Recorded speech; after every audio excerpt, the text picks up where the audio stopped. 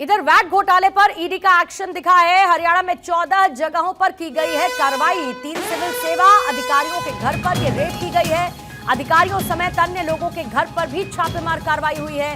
ED की Chandigarh zonal team इस वक्त ये अभियान चला रही है। 14 जगहों पर ईडी की छापेमारी इस वक्त जारी है। थानेश्वर मेरे सहयोगी इस पर और ज्यादा जानकारी के साथ इस वक्त जुड़ चुके हैं। थानेश्वर, जरा ईडी की इस रेड को लेकर और डिटेल्स दें। आधार क्या है इन रेड्स का? देखिए, ईडी को कुछ गुप्त जानकारी मिली थी कि कुछ फाइनेंशियल ट्रांजैक्शन हो रही है, तो जिसमें कि कुछ इलीगल गतिविधियों को बढ़ावा देने के लिए ट्रांजैक्शन हुई है। इसको लेकर ईडी ने 14 जगह छापेमारी की है। किस किस अधिकारी की छापेमारी की है, कहां कहां की है, ये पूर्णतः गुप्त रखा गया।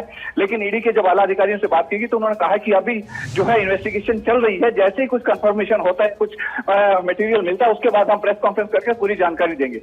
पहले ये बताना चाहूंगा कि पिछले काफी दिनों से ईडी कुछ अधिकारियों को ट्रेस कर रही थी कि जिन पर इन्होंने गुप्त सूत्रों से नजर रखी हुई थी कि जो इलीगल ट्रांजैक्शन करते हैं या किसी तरह के इलीगल कार्यों में संलिप्त रहते हैं, क्योंकि हरियाणा सरकार ने जीरो टॉलरेंस पे काम कर रही है। अभी कहां पर छापेमार कार्रवाई और चल रही है थानेश्वर?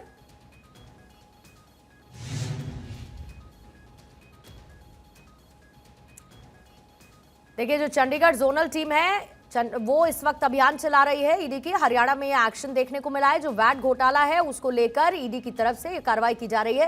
हरियाणा में ऐसे 14 लोकेशंस हैं जहां पर ये रेड की जा रही है। इसके साथ ही 3 ऑफिसर्स के घर पर भी रेड की गई है। अधिकारियों समेत अन्य लोग भी हैं जिनके घर पर इस वक्त ये छापेमार कार्रवाई हो रही है। 14 जगहों पर ईडी की छापेमार कार्रवाई चल रही है। चंडीगढ़ जोनल टीम इस वक्त ये कार्रवाई करे। कुछ और डिटेल्स थानेश्वर इसको लेकर, और जरा ये वैट घोटाला इसको भी इलैबोरेट करें।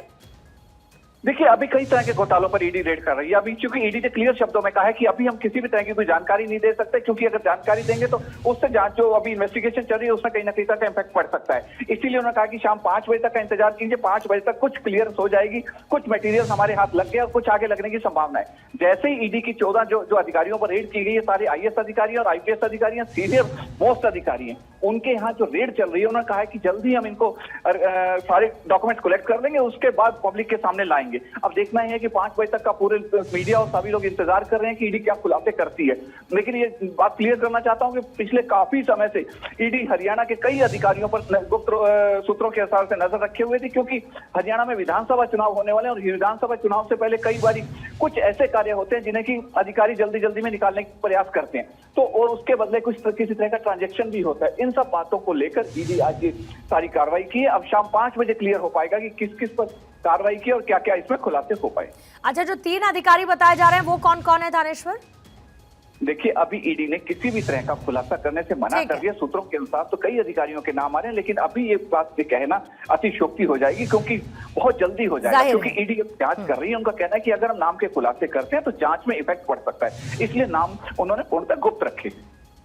ठीक है। अच्छा, इससे पहले जो वैट एक्ट था उसमें कुछ तरीके के संशोधन किए गए थे। उन संशोधनों के बारे में थानेश्वर क्या जानकारी दे सकते हैं?